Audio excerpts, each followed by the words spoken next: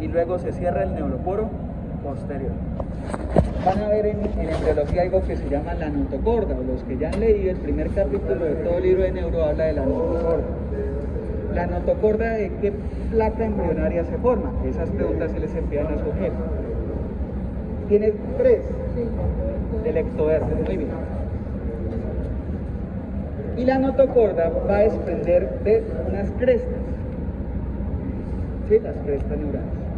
Ya ahorita les digo por qué es todo eso. Entonces, ¿qué te va a formar como tal la notocorda? La notocorda te va a formar la médula espinal y el encéfalo. Eso al principio es un tubo que luego se van formando unas bolitas. Se forman 3 bolitas subiendo. Y las crestas neurales van a formar lo que es el sistema nervioso periférico. ¿Bien? Entonces, acuérdense ustedes que el sistema nervioso central, que era lo que estaba hablando primero, es formado por el tubo neural.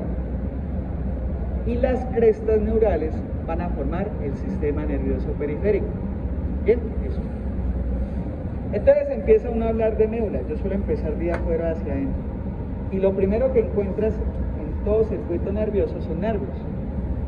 Nervios que tienen adentro axones que van saliendo y axones que van entrando. ¿Por qué axones que van entrando y no dendritas? Porque es que sucede de que la vía sensitiva no tiene una neurona que ustedes ya saben, no es una bipolar real.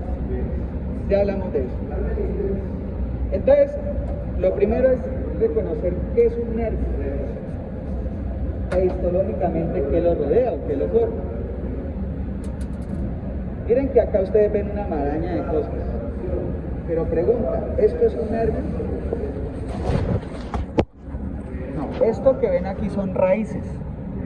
Raíces que pueden ser del asta anterior o del asta posterior.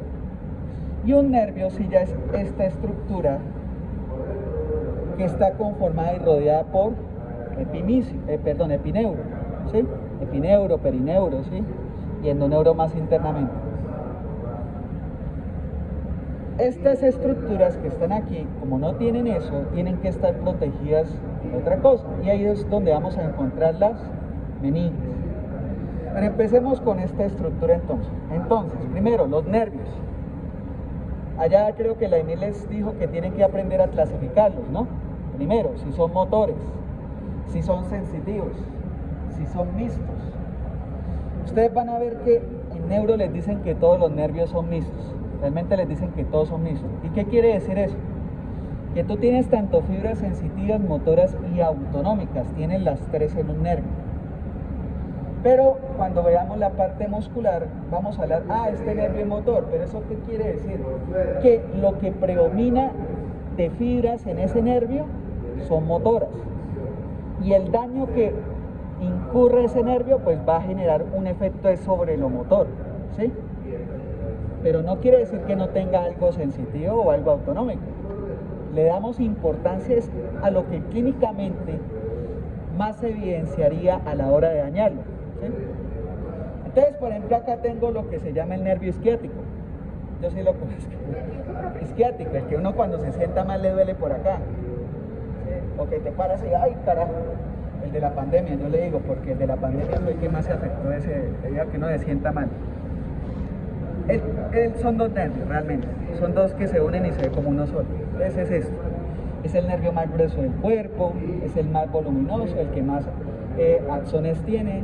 Si no estoy mal, son 180.000 axones. Y pues es el que se suele estudiar más, porque es fácil de utilizar en neuroconducción, etc. ¿Sí? Bien, ya saben que esto se forma de ectodermo, pero a través de quién? De las crestas neurales, porque a veces hay pregunta. La estructura señalada, su origen embriológico es, eso que estoy alzando la voz es por ahí. Y tú tienes que decir, no, que ectodermo, no, eso es muy general la respuesta. Tienes que decir de qué parte del ectodermo vino. Y ya sabes que vino de las crestas neurales. Bien. O que te diga 3 componentes de la estructura señalada, axones. ¿Qué axones? Hay otras cosas. ¿Qué más hay? Hay, por ejemplo, células de Schwann, también tienes las células de Schwann. ¿Ya les hablaron de las células de Schwann? Son las que mielinizan el sistema nervioso periférico, excepto en el ojo, ¿no? Excepto en el ojo.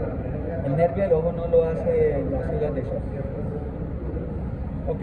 Sí, entonces tú tienes que estudiar, ¿qué encuentro acá? ¿Sí? Encuentro los nodos de Ranvier, encuentro diferentes cosas características de un nervio periférico.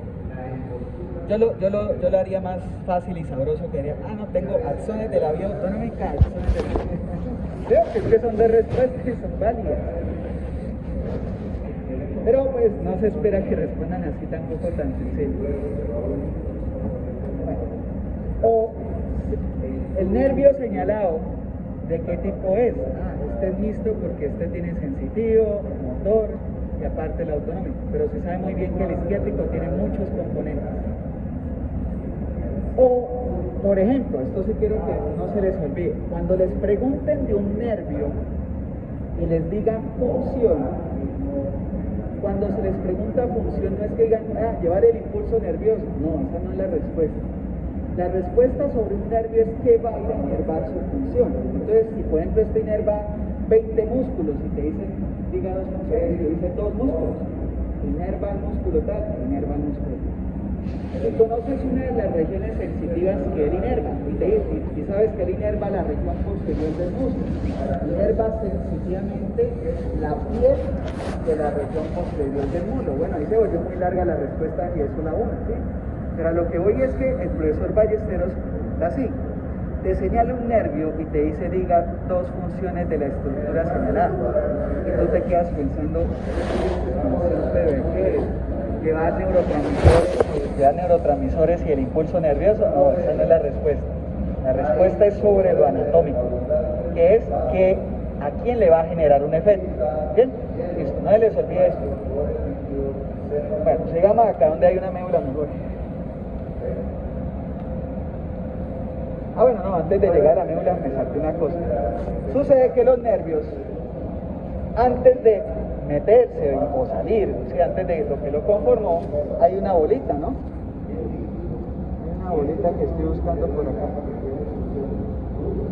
Que acá la sienten, la voy a señalar acá. Y ya la muestro en otro, Aquí tengan este.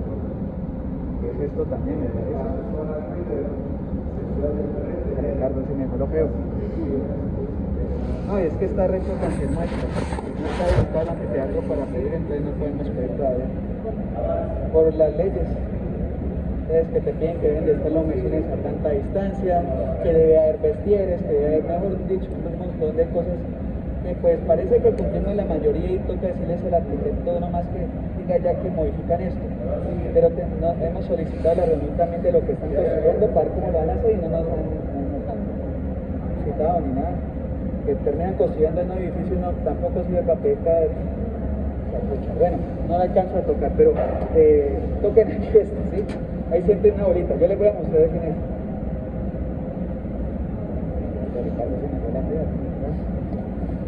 ¿Tiene favorito? No, ayer me voló la bolita, Va intercalando. Toca hacer justo. Dale la bolita acá. Hay que tocar, aquí en anatomía hay que tocar, porque si no, uno no siente nada. Y ahí sí tocan ustedes, y continúan acá o comparan con acá, en ese punto es más durito. Háganlo ahí. ¿Sí? A uno le toca anatomía tocar, y yo les voy a mostrar en muscular cómo les describo con los ojos cerrados. Porque yo estudiaba con los ojos cerrados la parte muscular. Sin neuro sí no llego hasta eso. Sí puedo hacer ciertas cosas, pero no. Y eso me ayudó a mí a imaginarme cómo es las estructuras femenines. Era la forma como yo lo hacía, que yo no tenía talento para esto. No tenía talento. Me tocó cuando a eso no había tanto estudiante, entonces yo venía todos los días, todo el tiempo, me la pasaba acá todo. ¿Pero se puede entrar esta semana? No, porque está lleno. Todo está lleno. A ustedes les toca los sábados que les dieron que les van a hacer esto, tutorías. Pero toda la semana está llena, llenísima. Hasta las 8 de la noche. Entonces, lo siento. Sí lo siento en la bolita que está. Muy bien. Entonces, hay que estar seguro, porque qué tal estén señalando no es el nervio, sino la bolita. Y tienes que diferenciar la respuesta con base a eso. Entonces hay que tocar. Entonces te señalaron la bolita. Y te dicen principal componente.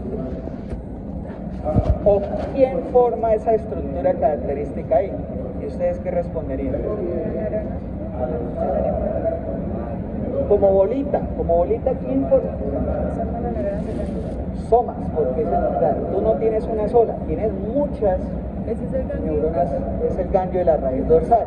Entonces, primero, ¿cómo se llama la estructura? Mira la forma de la pregunta. ¿Cómo se llama la estructura señalada? Ganglio de la raíz dorsal o raíz posterior. Nuevamente, ¿cómo se llama la estructura? Ganglio de la raíz dorsal o ganglio de la raíz posterior. Segundo, diga que lo conforma. El soma de las neuronas pseudounipolares, porque no tienes una, tienes miles. ¿Sí? Tienes miles.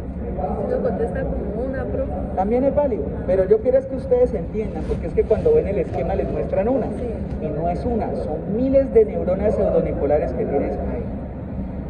Tercero, te dicen, diga dos estructuras. Bueno, es parecida a la anterior, pero tienes que decir dos.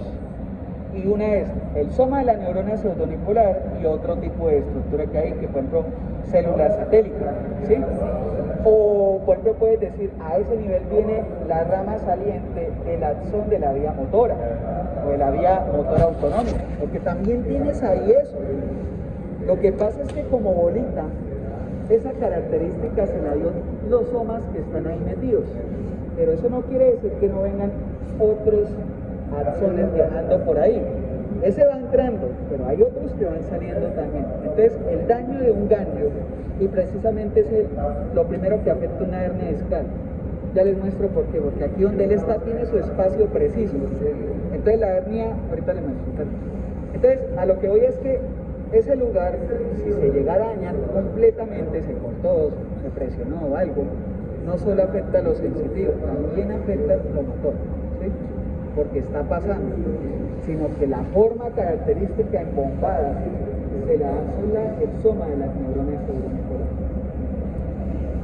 Entonces, eso quiere decir otra cosa, que como tiene soma, un soma como parte de las sustancias que hay en el sistema nervioso, ¿cómo lo consideran? ¿Blanco o gris?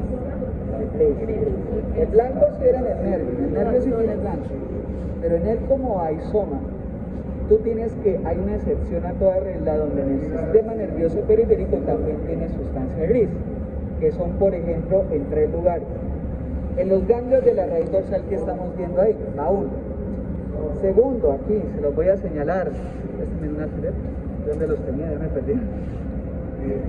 En los ganglios de la cadena simpática, que acá lo ven. Ahí lo ven. Esta es la única muestra que... O sea, en los cadáveres se puede señalar también. Sí, y les recomiendo lo siguiente. Revisen cuántos ganglios son paravertebrales y prevertebrales, al menos vayan aprendiéndose el número. Y también cuáles son proyectados de estos paravertebrales. Bueno, aquí ya les iba a preguntar, ¿cómo se llaman estos? Estos son paravertebrales, son los que están al lado de la columna vertebral, ¿sí? Los prevertebrales de la cadena simpática están cerca de una víscera. Y hay 2 cadáveres donde se puede llegar a señalar uno de ellos. Uno de esos cadáveres, si no estoy mal, o es este, y se les pregunta el ganglio celíaco. Y el otro es el segundo allá del fondo viniendo hacia el lado derecho. O sea, es para que acuerden dónde, por allá el Ballesteros, voy a hacerles una pregunta sobre el ganglio celíaco, que es el simpático que va para la parte del estómago, de los riñones, va para varios lados. Y es que lo han preguntado y pues todos quedan, ¿qué era eso? ¿Sí? ¿Qué era eso? Pues el día que me dicen yo los muestro ahí, ¿sí? Y ahí, en todos los cadáveres se puede ver el cervical superior, pero el inferior y el medio no se pueden ver, solo se ve el inferior y el de allá. Entonces tú ya sabes que en todos los cadáveres se puede ver el ganglio cervical superior. ¿Cuál no puedo ver? El medio. ¿En cuál se ve el inferior? En ese de allá, ¿sí? Entonces uno va mirando los cadáveres que tienen lo que pueden llegar a preguntarme. Y créanme que uno cuando está pasando por allí ya mira de lejos, uy, ya sé qué es lo que me van a preguntar. Y corrobora cuando llega, ¿no? Bien, pero entonces aquí tienen también, señor, no, si tú lo tocas puedes tocarlo, es plano, ni siquiera es durito, súper plano, porque es que el cúmulo de neuronas que tienes ahí es muy poco. O cuando sientes el trigeminal, esa cosa parece gelatina, entonces no es igual el cuerpo, ¿cierto?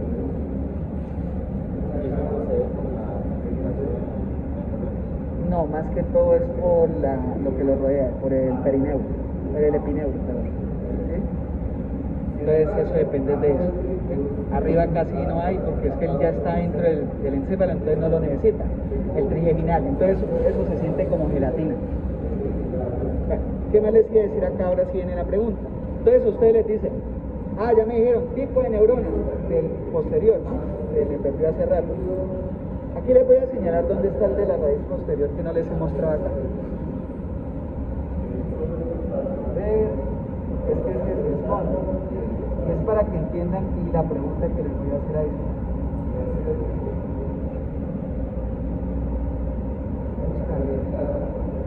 Aquí está muy chiquito el de acá y quiero que vean uno como el que hayan visto Profe, usted dijo que por acá también salían axones, pero eso no es la raíz del sol. Sí, pero ¿Salen de otros, las neuronas de qué tipo? Ya te explico eso. Espera, déjame señalar y te explico. Que no me pierdo. Es que aquí ya me han preguntado. Ya les digo cómo es la pregunta que hacen acá. Ya te hablo de eso también, que ya les decía.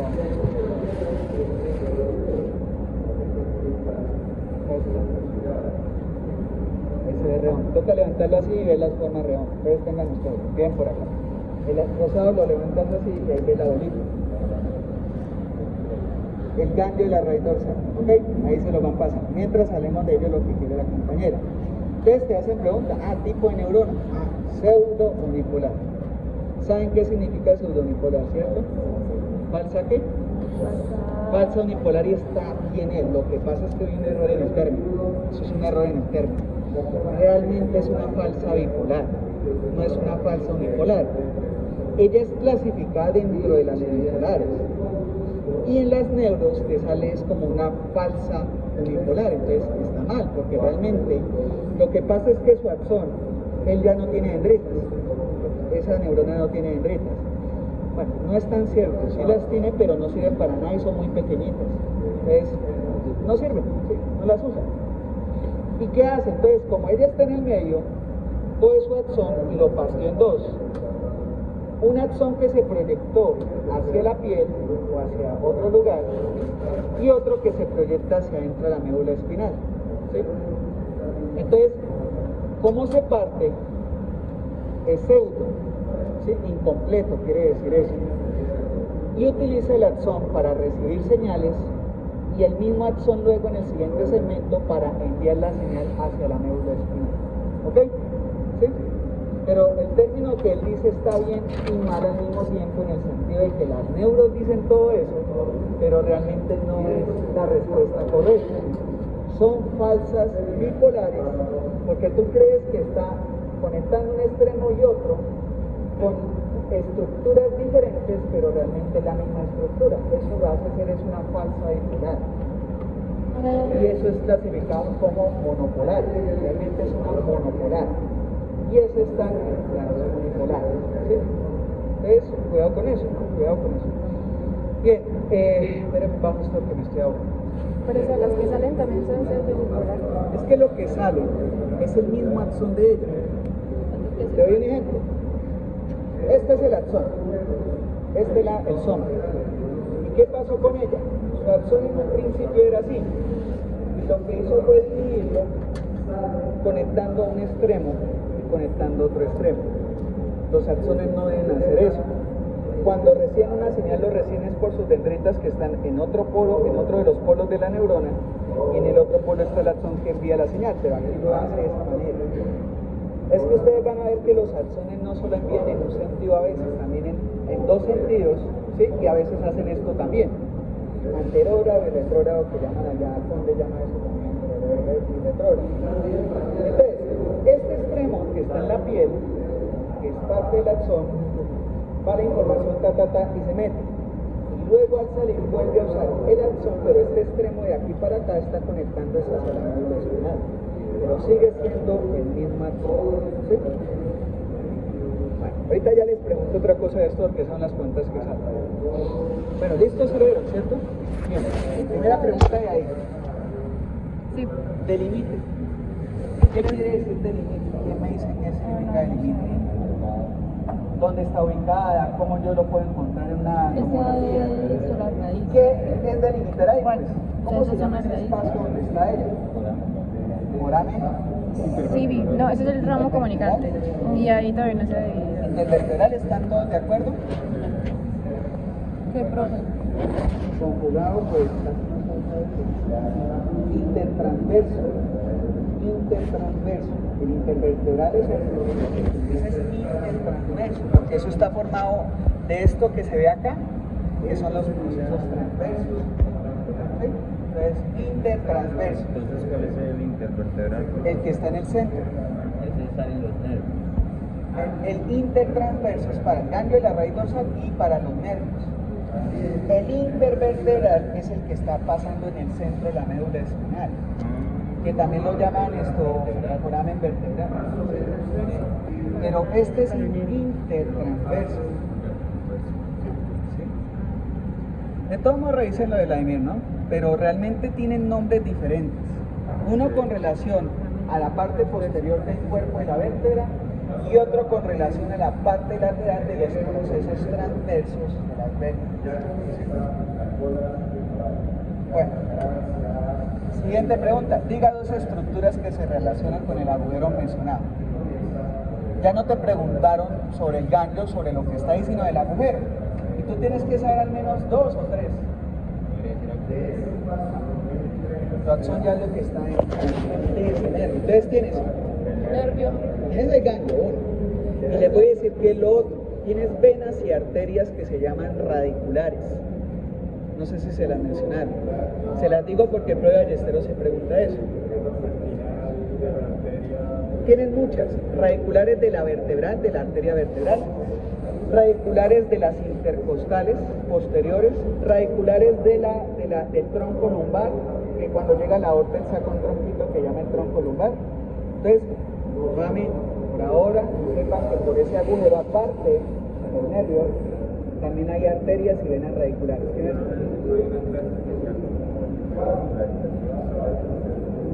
No es. De irrigación sí, pero nadie te va a hablar de eso. Yo te lo cuento una vez. Sí. Y al profesor Ballesteros cuando va a irrigación se le olvida mencionarlas, pero cuando va a este tema sí las menciona. Entonces por eso se las estoy mencionando. Por ese agujero hay arterias y venas radiculares. ¿Eso para qué es que lo sepan? Es que no solo tienes las arterias medulares irrigando la médula espinal, también tienes, entrando por ahí a través del nervio, las radiculares. ¿Ok? ¿Es en todo el segmento? O sea, Por número de nervios raquídeos tú tienes número de radiculares. Tienes 31 segmentos o 31 nervios al mismo tiempo. Y vas a tener por cada lado 31 radiculares. ¿Listo? Doctor, ¿me podría aclarar de nuevo cómo se llama dependiendo del nivel de la...? Si son aquí, radiculares vertebrales, porque son de una ramita que va subiendo, que es la arteria vertebral. Si son en el tórax, salen de las intercostales posteriores, entonces las llaman radiculares costales.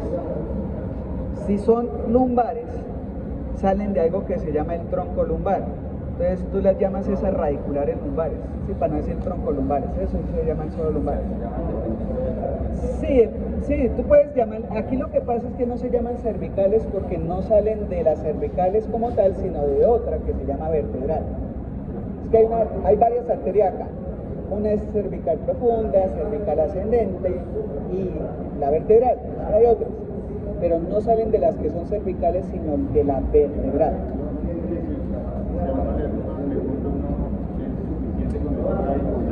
El profe Ballesteros ni siquiera te pregunta que si es tal. Él te pregunta al menos que digas radiculares. Sí, o sea, no te va a matar que... O Sí, no, tampoco. No, porque aquí se te complica a ti saber qué era cervical, qué era... Bueno, yo ya les explico aquí qué es cervical y qué es lumbar y qué es torácico. Pero no te va a complicar que si venía de la intercostal, porque contar si era una u otra, no. Tienes que saber qué es radicular. Y como les digo, la importancia de esto es nuevamente, si se te espicha ahí, ya estás afectando también vascularización e inervación. Ya no solo una cosa, ya van dos. ¿Bien? Sí, dime. Que pase por ese forado. No, solo el resto es fascia, hay una cápsula fibrosa ahí que hay, eso sí no de los comunes. Y lo otro que tienes ahí es grasa. Entonces, eso es lo más característico. Por eso si son tres son, ustedes dicen, el ganglio de la raíz dorsal con el nervio periférico. 2, arteria radicular. 3, vena radicular. Sí, o sea, si tú llegas a decir vasos radiculares, el problema es que estás diciéndolo como 2. Pero si te dicen 3, tienes arteria y vena, ya son 2 respuestas, bien. Sí, o sea, a veces se complican ustedes tratando de buscar la respuesta más compleja cuando la respuesta puede ser lo más simple del mundo.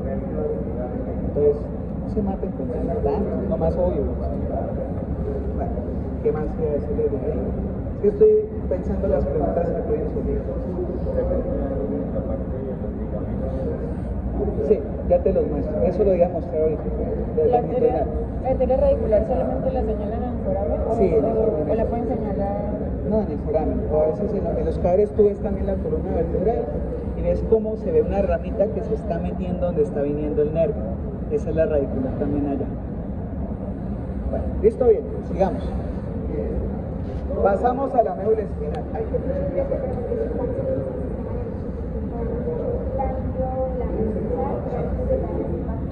Ay, el tercero es el sistema nervioso entérico. O sea, el tercer componente que hay del sistema nervioso periférico es el sistema entérico. ¿Bien? El entérico es el que está en la submucosa y entre submucosa y mucosa de la vía digestiva desde el estómago hasta el intestino grueso. Eso es un componente que en términos es autonómico y autonómico parasimpático, para que sepan una vez. Que ha llegado desde el nervio vago, especialmente el nervio vago del lado izquierdo. ¿Qué es lo que sucede? Ese sistema nervioso entérico tiene cierta independencia del sistema nervioso central. Él puede actuar de manera independiente. Y eso es lo que a ti te permite hacer un control digestivo que no dependa tanto de arriba. Porque hay veces tú estás durmiendo y él tiene que mediarse solo. Y él o se activa o se inactiva. ¿Sí? Entonces él lo hace. Y allá el principal neurotransmisor inhibitorio no es la noradrenalina. Es que no es inhibitorio de la noradrenalina. Tú vas a saber tú también y tienes que estudiar según los nervios qué tipo de neurotransmisor lleva. Si es la vía sensitiva, bueno, ¿qué tipo de neurotransmisor está mandando esa vía sensitiva? Si es la vía motora. Y la autonómica es muy especial porque hay una fibra que es pre y una fibra que es post. Entonces nuevamente aquí el ganglio simpático antes de seguir. Te señalan un ganglio simpático y te dicen, su fibra pre, ¿qué tipo de neurotransmisor maneja? Acetilcolina. Su fibra post, ¿qué tipo de neurotransmisor maneja? Maneja noradrenalina. Porque una cosa es la pre y otra cosa es la post. Si te dicen el vago, su fibra pre, eso es acetilcolina. Su fibra post, también acetilcolina porque es colinérica. ¿Señor? La mayoría son acetilcolina. Sí, el sistema nervioso es dependiente de acetilcolina. Y es porque es más fácil de producir, sale del ciclo de Krebs, sale de la succinil-CoA, que luego se convierte, perdón, no respiré, luego se convierte en acetil-CoA y luego se acetilcolina. Entonces toma esa vía que es más barata. Y eso es otro problema. Después les digo para que cuando lleguemos a ganglios de la base, no hay que gastar, cuando se gasta se mueren las neuronas.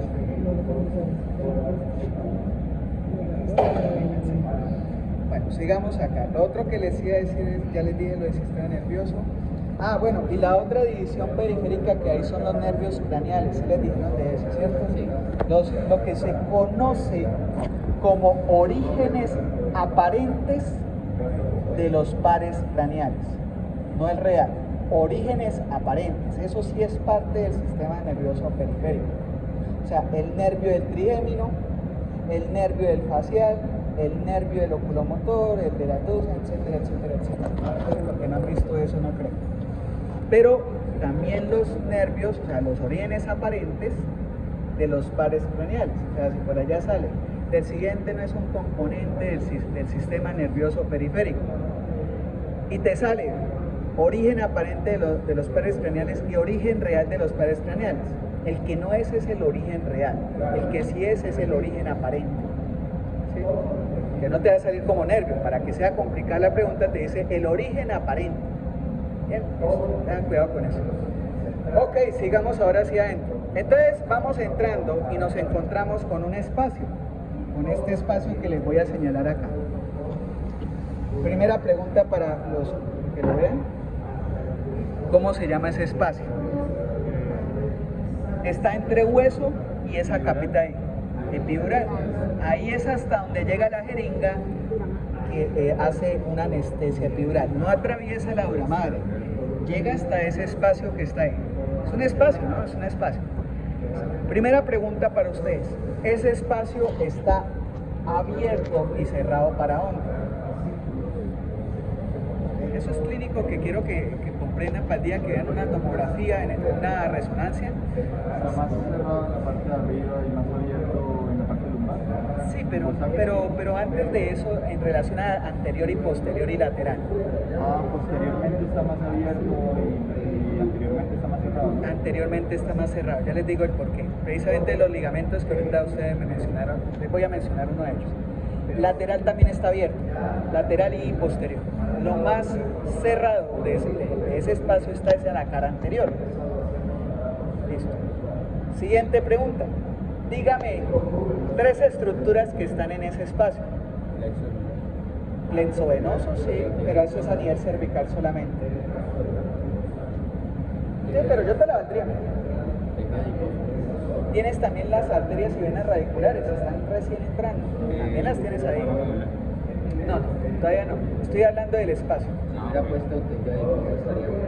Sí, y eso se llama grasa perimedular. A pesar de que no está rodeando a la médula, sino a la dura madre, la llaman grasa de periferia, o sea, rodeando medular. ¿Sí? Ojo, los términos normalmente uno les tiene dónde debe estar, pero en este caso no. Si a ti te dijeran perimedular, tú dirías es hacia adentro porque es rodeando la médula espinal. Esto es solo dura madre. Deberían llamarla peridura madre, pero es que suena raro.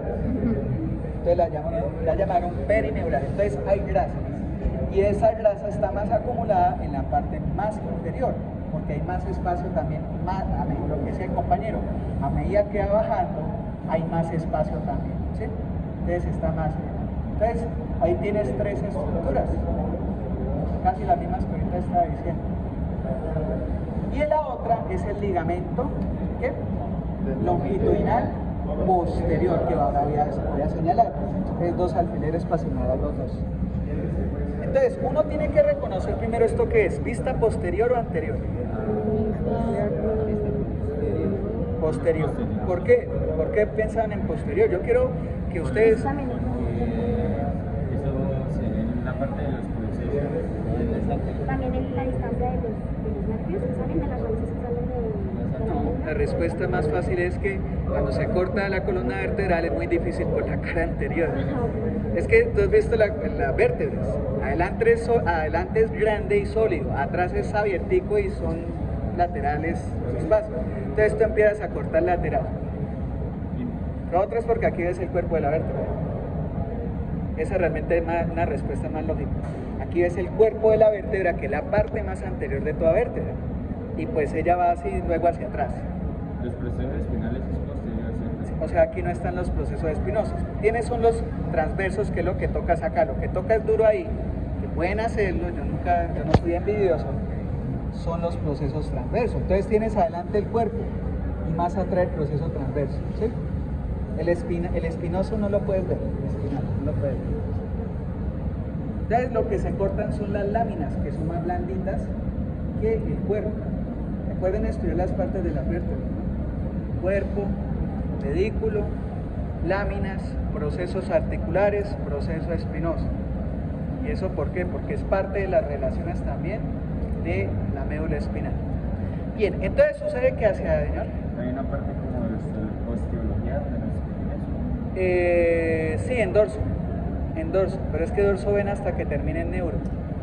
Entonces, que no resulten haciéndoles preguntas de esto y usted no les dio por estudiar. ¿Sí? No tienes que estudiar la parte de dorso, normalmente algunas neuros ya te hablan de esas relaciones, porque son las relaciones de la médula espinal. Y así tú comprendes por qué la hernia no choca hacia adelante y es porque tienes el ligamento longitudinal anterior. Y entonces, ¿por qué se empieza a ir lateral? Porque es que luego coge pues, el espacio lateral de ese ligamento. Entonces, conoces otra función adicional del ligamento longitudinal anterior, que es evitar en la cara anterior la hernia discal. ¿Y por qué la cara anterior? Porque es que ahí están saliendo las fibras que son motoras de la parte autonómica, simpática y somática. Entonces tiene un componente importante. Entonces entiendes con eso cómo la biología hace esos cambios porque se necesita. Ahí hablé rápido solo en un ejemplo.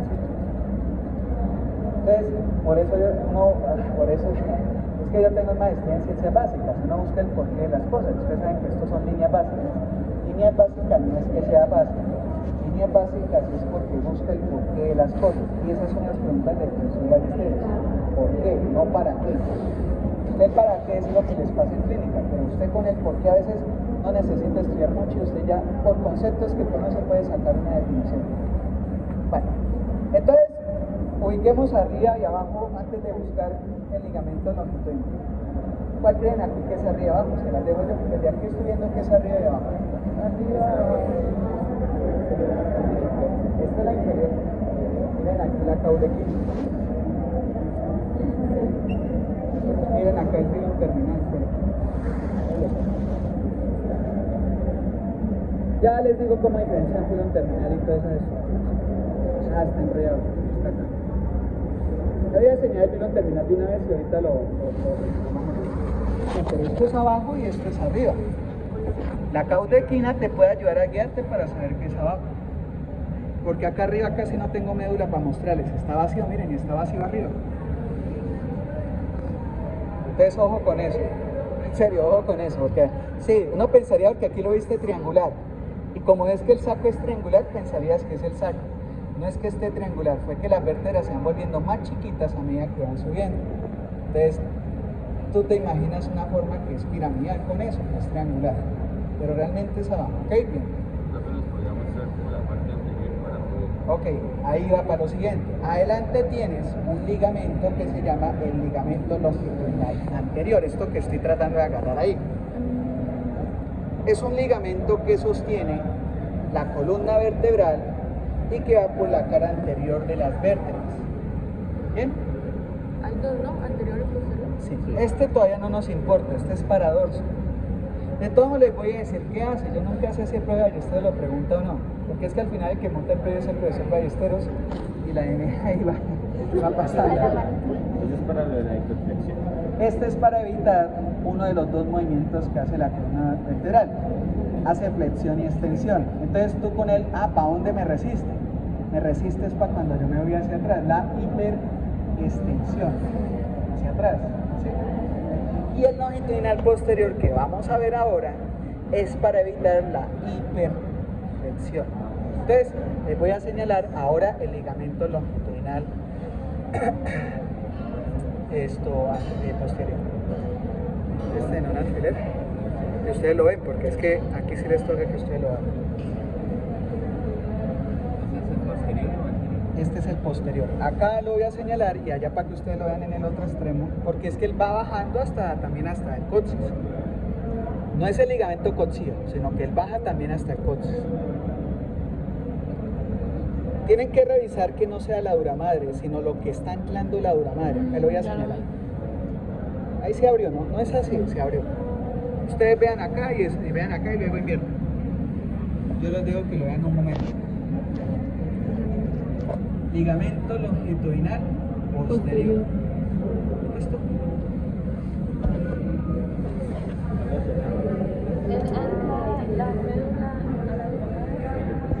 Una de sus funciones, que es mecánica, es limitar el movimiento de hiperflexión.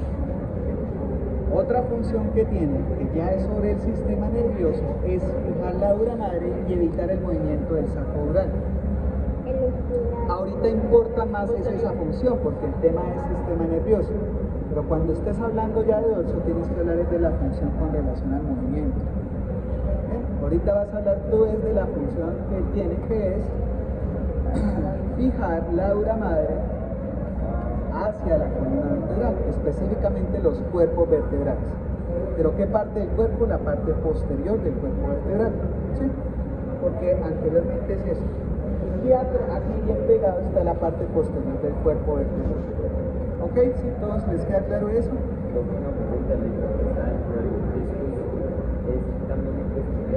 Ah, sí, sí, claro, en la pulpa. Sí. Se rompe la parte fibrosa y sale la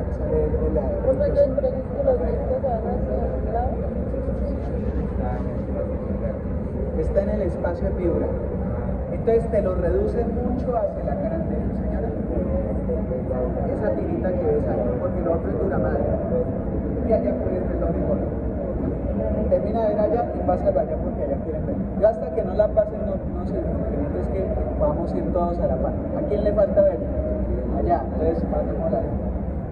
Mientras voy hablando cosas que no necesitan aprenderse, solo que son curiosidades. A diferencia de otros ligamentos que dicen que su origen suele ser directamente del mesodermo, yo le digo que ese ligamento se forma de la dura madre.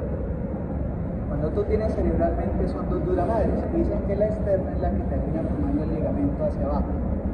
Sí, es que no se conocía muy bien cómo se formaba ese ligamento y encontré dos artículos que se formaba de la dura madre, de la capa externa de la dura madre cerebral, de la que está en el plano, ¿sí? Entonces, solo hay curiosidades.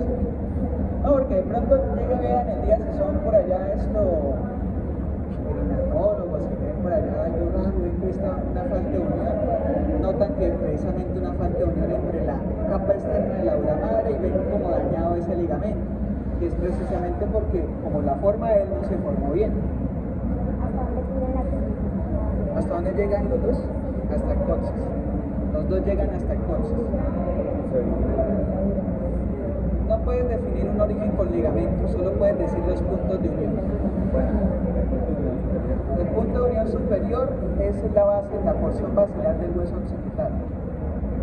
Luego se pega hacia los cuerpos de la vértebra. O sea, coge la base del hueso occipital. Cuando uno dice la porción basilar del hueso occipital, es la base, la parte más inferior del hueso occipital, donde están los cóndilos, ¿sí? Y luego pues va bajando y se pega la parte posterior de los huesos coxígeos. Por ahí luego llega otro ligamento que ahorita le digo. No. El coxillo. Pero tengo que me entiendan bien cómo se forma el coxillo porque hay un error que cometen todos. ¿En serio? No, ligamento coxillo. Y son de 3 a 4. Coxis son de 3 a 4. Si tienes 5 ya se te ve una colita. Se te ve un muñoncito acá. Y esta parte que Ahí son las cervicales. Por la caudequina, guíate por la caudequina. Si la abres allá, no tiene ni médula y mira los nervios son muy bien definidos. ¿Cómo así es algo? Ah, no, ahí no hay nada. Ahí solo hay lumbar en lo que hay. No, es que cuando dice sacro tú lo notas. Sale la columna y la parte inferior es súper ancha. Mucho más ancha. Es triangular, sí, pero mucho más ancha, súper ancha. Pero no, acá no tenemos de esos porque es muy incómodo guardar las cosas. ¿Qué? Ya te digo que es el sacura. Ahí lo estás viendo. Toda esa aura madre que tú estás viendo es el saco ural. Es que, te explico, el saco ural es formada por toda la aura madre que forma un cilindro. Y luego hacia adentro está su espacio, ¿sí? Que está entre, forma dos espacios, ahorita ya hablamos de eso. Pero ahí ya estás viendo lo que se conoce como saco ural, ya lo estás viendo. Ya lo estás viendo, el saco ural es como una bolsa. y es esa bolsa que tú estás viendo de dura madre que está rodeando la médula espinal. Y en la médula espinal suelen llamarlo saco ural, no la del cerebro, la de la médula espinal, lo llaman saco ural. O sea, todo esto que tengo acá, todo esto es saco ural. Pero ahorita traigo los puntos importantes que les van a preguntar de eso. Bien, ¿ya? ¿Listo todos? Ahora sí. Eso es corona. Sigamos con el querido. Médula más decente. Esa es, gracias. Bien, aquí sí acérquense todos un momentito. Primera pregunta. Vamos entrando. Y te preguntan ahora sobre la dura madre. ¿Cómo te preguntan la dura madre? Hay que tener mucho cuidado. Ojo, porque tú todas las duramadres que tienes en todas las médulas espinales están muy pegados a otra capa. Y es la aracnoides, que ya lo saben. A estas dos unión no le dan ningún nombre especial. Ojo, a esta no le dan ningún nombre especial. Es que vamos a ver que en cerebro sí pasa eso, pero acá no. Entonces, tienes que fijarte siempre es lo primero que atraviesa el alfiler. Esa es una forma de preguntar, siempre lo primero. Y está preguntando de afuera hacia adentro. ¿Cómo reconoces si es afuera o adentro? Lo revisas y miras si hay nervios, por ejemplo acá, y hay ganglio de la raíz dorsal. Quiere decir que estoy afuera. Quiere decir que lo que me señalaron es dura madre. ¿Bien? ¿Sí? Esto. En cambio, y la otra forma es así, atravesando el alfiler de esta manera. Si ustedes notan, está cogiendo nuevamente la capa hacia afuera, solo que volvió a salir. Pero sigue estando afuera. ¿Sí? ¿Todos de acuerdo? Bien. Lo siguiente. Si estás hacia adentro, ves raíces. Mira que se ven raíces. Y te las señalan así o de la misma forma que ahorita señalé. Entonces, ¿qué es lo que hay que mirar? Pero ahí no te están preguntando dura madre. Ahí te están preguntando es aracnoides. ¿Sí? ¿Bien? ¿Sí entienden la diferencia? Sí. Me preguntan es por la primera estructura que atraviesa. Pero ojo, porque te la pueden preguntar como ahorita te señalé. Es así. Pero aún así lo mismo. Pero sigue siendo la misma cara. Y el alfiler se quedó solo en esa cara. Está por dentro. Entonces, esa era aracnoides. Entonces te preguntan, función de la dura madre. ¿Cuál es la función de la dura madre? Pero recubrir es algo muy general.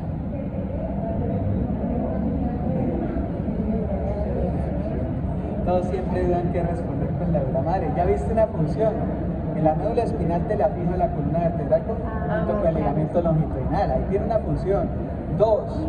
De las 3 capas, es la que tiene tejido conectivo más denso o laxo.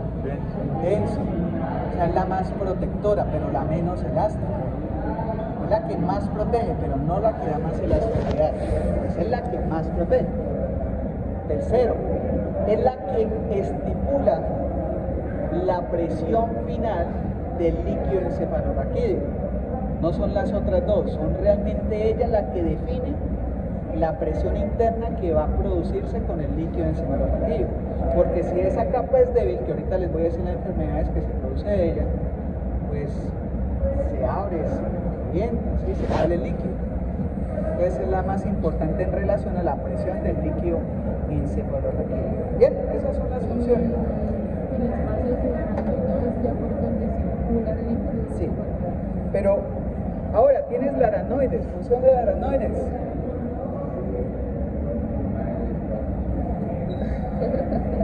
Pero hacia adentro de ella, hacia adentro de ella. Entonces, si te dicen esto, ¿ahí cómo sería? ¿Subyacente o suprayacente? Subyacente porque sería decir hacia adentro. Suprayacente sería decir hacia afuera, y hacia afuera hay otro espacio que no nos interesa porque ese tiene una importancia plena. O bueno, ya les hago una pregunta ahí. Entonces, listo. Subyacente a ella está el espacio subyacente. O sea, lo voy a relacionar. Esto es dura madre y esto es aracnoide. Cuando te dicen subyacente, es lo que está más hacia adentro de esa capa. Cuando te dicen supra, es lo que está encima, ¿sí? Que sería el subdural, o también llamado supra aracnoideo o epiaracnoideo. Hay muchas maneras de llamarlo, esos que son hacia arriba.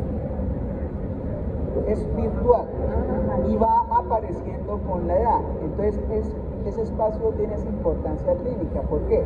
Si tú le hiciste la resonancia y al niño le ves grandes espacios, no es normal que lo tenga ahí. Tiene una deficiencia del tejido conectivo. Eso en un adulto, pero en un niño recién nacido con pocos años no debe tener esa separación. Y es que de pronto todo el tiempo tiene dolores raquídeos y no se puede mover y es tieso.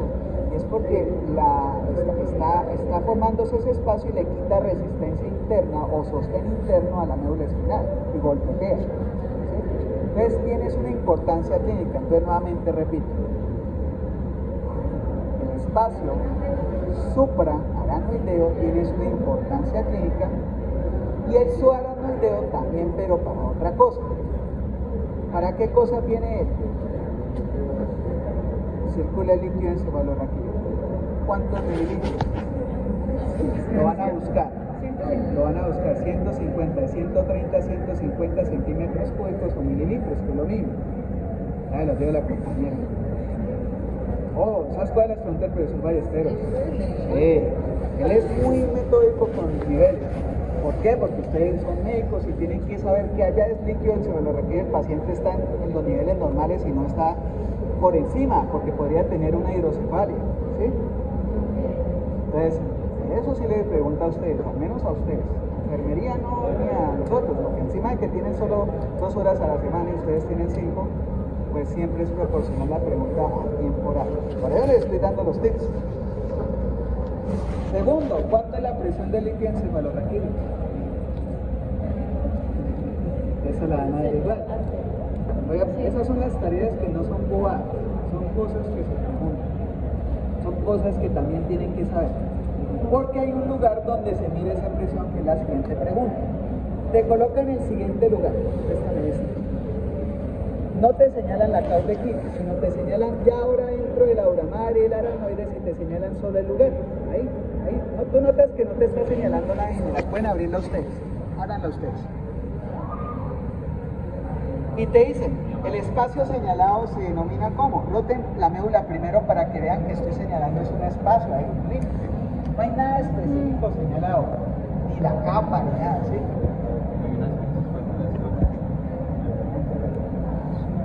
Y a eso recibe un nombre a ese nivel. Sí. Pásenlo, chicos, no se queden con la... Pásenlo allá, mire, pásenlo allá ustedes, pásenlo aquí atrás, a mi lado derecho, a mi lado izquierdo, ¿ya lo vieron allá ustedes? Bien, ¿quién me responde? Estoy señalando el espacio nomás. No, en ese lugar recibe un nombre muy especial, el espacio subaranoideo. La cisterna lumbar. Pregunta de Vladimir, ya les dije quién se la hace. También de prueba de Ballesteros. Entonces, anótense por allá, acuérdense de esa cisterna lumbar. ¿Cisterna lumbar no es otro nombre para saco dural? No, saco dural es todo lo que rodea a la médula espinal, todo, absolutamente todo. Pues digo que era la dura madre. Es que, perdón, es que yo había recordado la evidencia me decía que era de L1 a S2 o S3. No, por debajo de L2 a S3. Ok, esa sería La cisterna lumbar. la cisterna lumbar. Yo se la pregunté como saco dural y me respondió eso. No, pero el saco dural realmente anatómicamente es todo lo que está envolviendo. Es que tú cuando ves la médula espinal adentro y a veces en una visión superior tú ves que está flotando y todo eso es un saco y lo que es externo del saco es el aura madre, tú ves el espacio muy bien abierto. La cisterna lumbar es cuando se aumenta el espacio. Sí, o no, más es cuando ya no tienes médula espinal y lo que te queda es realmente las raíces anteriores y posteriores de lo que luego hacen los lombosacros. Entonces, te dicen, delimite el segmento señalado. Tú me acabaste de responder. Delimitar es decir, tú dónde encuentras esa cisterna lumbar. Y la encuentras por debajo del L2 hasta S3. En algunos pacientes hasta S3. ¿Sí? En la mayoría hasta S3. Y te dicen, importancia clínica ahora sí, importancia clínica del espacio señalado. Ahora estoy diciendo del espacio. Para la punción lumbar. ¿Y qué otra importancia clínica tiene, aparte de la punción? No, la anestesia no. La epidural no llega hasta allá, llega hasta antes de la aura madre. ¿Señor? No, la infección de la mayoría se queda en esa acá. buscan la zona con menos problemas que le pueda dar el sistema inmunitario. La otra importancia clínica es que cuando tú haces la punción lumbar también haces otra cosa y miras la presión del líquido encefalorraquídeo al mismo tiempo. Haces esas dos cosas, no solo sacas líquido, también al mismo tiempo miras la presión si está normal o no.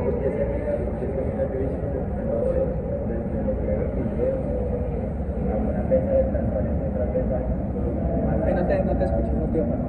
Que digamos yo he visto en videos que hay veces sale como un poco transparente y hay veces que sale como un color transparente. Ok, te voy a explicar eso.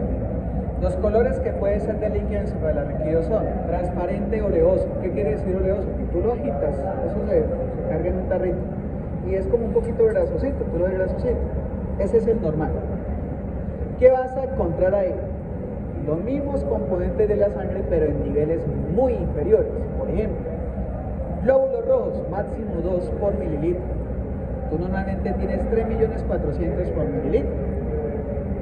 O sea, una diferencia de 3 millones. ¿Sí? Entonces, por eso se empieza a ver ya clarito. Glóbulos blancos, lo mismo. Lo normal son estos, se me olvidó en este momento lo normal de glóbulos blancos. Plaquetas escasas, y lo mínimo, esas sí me acuerdo, lo mínimo son de 150.000 a 400.000. Entonces tú ya vas notando que la celularidad no hay, es poco, es escasa. Proteínas, tú tienes 8 miligramos por decilitro de proteínas en plasma y allá se reduce a la 1.8, no es reducido. Entonces, ¿qué notas? Que tiene los mismos componentes de la sangre, pero en niveles muy inferiores. Lo más abundante es la glucosa. La glucosa es lo más abundante ahí. Son 60 miligramos por decilitro. Entonces, es transparente porque no es turbio, no tiene una concentración aumentada que le dé un color característico. Entonces, lo normal es que sea transparente y de característica oleosa. Y lo agitas y no puede mostrar que sea turbio. Si sale ahora de otro color, amarillo o rojo o marrón, a eso se le llama xantocrómico. Eso quiere decir que tiene sangre. Si lo ves amarillo, marrón o rojo, es xantocrómico. Quiere decir que hay sangre. ¿Por qué puede ser? Porque hoy hay sangre, hay una hemorragia interna, o tú le hiciste la punción lumbar mal y lo que estás sacando es sangre.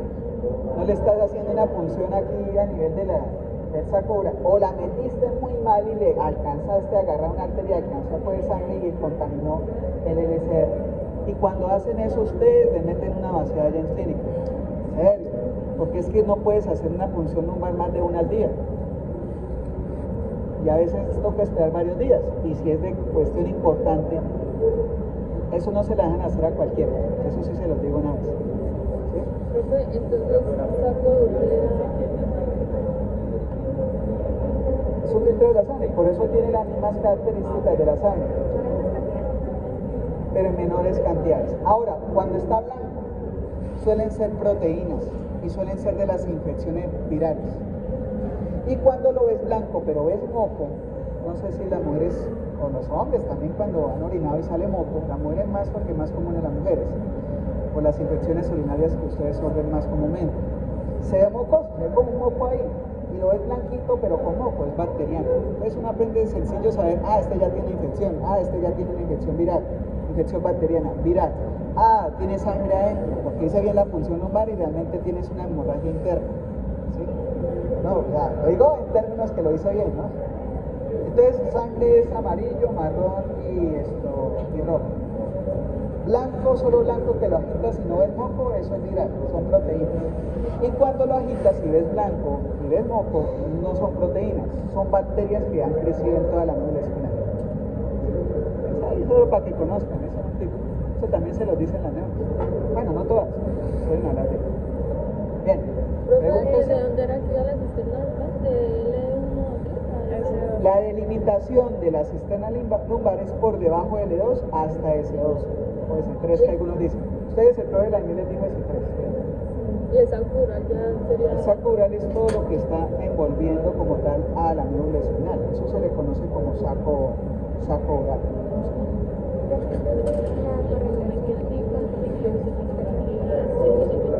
Ahora, la correlación correlación clínica de la cisterna lumbar. Ahora va la correlación clínica. ¿Sí?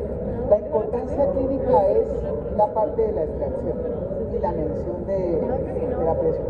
La importancia ya clínica o como formación de la patología es que a ese nivel es donde debe cerrarse el neuroporo posterior. Y cuando no se cierra el neuroporo posterior durante la vía fetal, se forma una enfermedad que se llama el meningocele. La patología que se forma a ese nivel, falla del neuroporo posterior. ¿Cómo se le llama a esa patología? Se le llama meningocele. ¿Y qué ocurre en el meningocele? Que tú ves esto, que es la caudequina, por fuera de la columna vertebral, en una bola que mete a nivel de la piel, una bola de madre piel. Eso si quieres luego lo busca. O la ENIR suele mostrar luego eso. Pero es una bolita en la cual, como no se cerró bien, se sale el sistema nervioso hacia afuera. ¿Bien? ¿Sí? ¿Ok? ¿Qué hora es? No, meningitis es la inflamación. Puede ser bacteriana o viral. ¿Qué es lo que ocurre ahí? Eso que yo te estoy diciendo es una falla en el desarrollo urinario y suele ser la más común que ustedes con los bebés. Esa es corregir, esa sí se puede corregir. Tú puedes volver a meter eso y no hay problema. El problema es la siguiente: cuando falla el neuroporo anterior, que es arriba, la uramaria arriba, se sale hacia acá, hacia afuera, ¿sí? Y el problema es que produce hidrocefalia y presiona el cerebro. ¿Qué es hidrocefalia? Que el líquido que hay acá hay mucho. ¿Y qué produce eso? Que el cerebro se vuelva chiquito. Como recién se está desarrollando y recién está naciendo, el cerebro ya lo ves muy pequeño. Por la misma presión del líquido encefalorraquídeo que aquí no está circulando bien. Por la falla del neuroporo anterior. Entonces, en el posterior se produce el meningocele. En el anterior se produce la hidrocefalia o microcefalia. Una cosa es la hidro, que es del líquido, y la micro, que es el resultante de eso. El aumento del líquido produce una microcefalia. La otra patología que tienes por la falla del cierre, el mielingo meningocele. Mielino meningocele. Chicos, faltan 10. Escucha ya. No terminé de hablar de médula. Mañana, si no continuamos, igualmente el tema de esta semana es médula. Pues el resto avanza. Mañana son 3 horas de 9 a 12, ¿cierto? Sí, señor. ¿Sí? Mañana que sigan conmigo, Ricardo, ellos, Jorge, para yo poder seguir. Entonces, tú tienes que el mielino meningocele no suele ser una falla de los neuroporos, sino una falla del plegamiento del tubo neural. Y a veces se abre en la mitad. Ese sí es malísimo porque te saca la médula espinal hacia afuera. O sea, es como el meningocele de abajo, pero abajo tienes en raíces, puedes volver a meterle. Aquí la médula se ha deformado y nacen paralizados y quedan así para toda la vida. ¿Sí? Entonces, son 3 patologías que al menos les recomiendo que se aprendan. Hoy vamos a verla. Ah, bueno, hoy las van a ver. Okay. Ah, bueno, ya saben qué responder. ¿También a ese? No. Acá no hay eso. Aún así hay eso, sí. Acá no hacen eso, sí. Ni siquiera hay morfodos. Morfodos dan por ahí una cosa que se llama esto de psicología, que realmente no habla nada de psicología. Pero la cuestión esta es que esto se las pregunta, entonces por eso les estoy diciendo. ¿Cómo eran los nombres de las 3, profe? Abajo, meningocele. Arriba, hidrocefalia con microcefalia. En el medio, pero es por el tubo neural, el mielino meningocele, que también lo pueden encontrar como esfingo meningocele. Esfingo meningocele. Y el último, que es cuando no se cierran los 2 neuroporos, que termina abriendo también el pliegue del tubo neural, se llama anencefalia o espina bífida. O sea, como no se cerró arriba y abajo, se termina volviendo a abrir. Y ves una médula abierta y no formada. ¿Sí? Esos nacen muertos. Bueno, normalmente abortan, eso se aborta. Se aborta como a la 8ª semana se aborta. Entonces, no pasa nada. Muy raro que nazca uno así, muy raro. Como enfermería, eso no Cuello, por eso, no me la llamé. Cara y cuello que tocarles volando a ellos. Bien. ¿Qué nos falta ver? Bueno, me falta abarcar la médula, pero creo que ya les han surgido preguntas. ¿Cómo el filum terminal se alcanzaron a ver acá? ¿Sí todos? Todavía el filum terminal.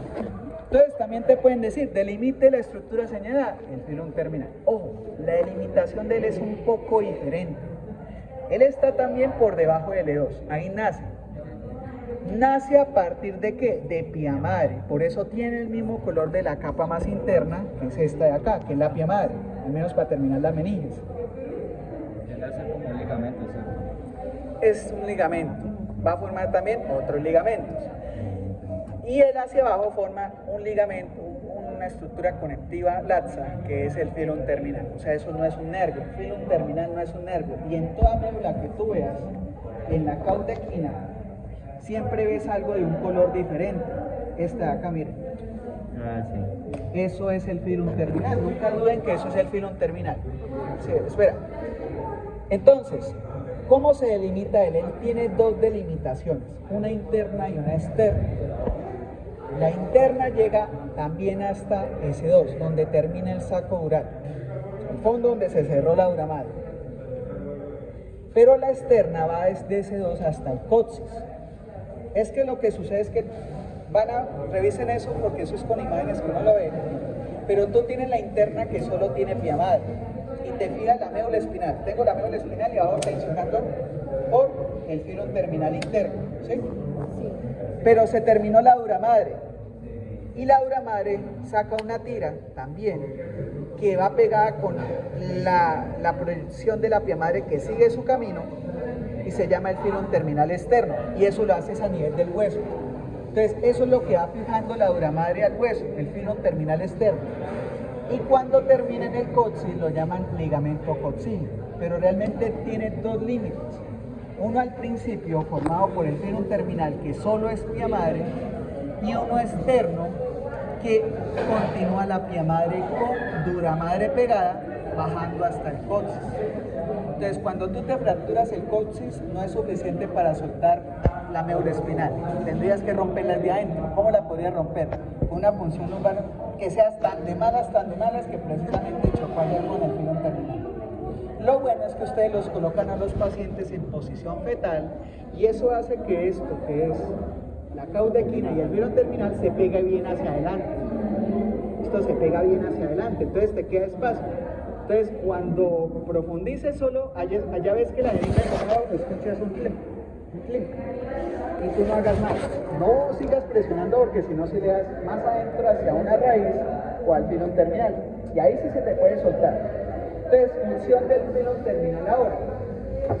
Sostener y tensar la médula espinal hacia abajo y central. Hacia abajo y central.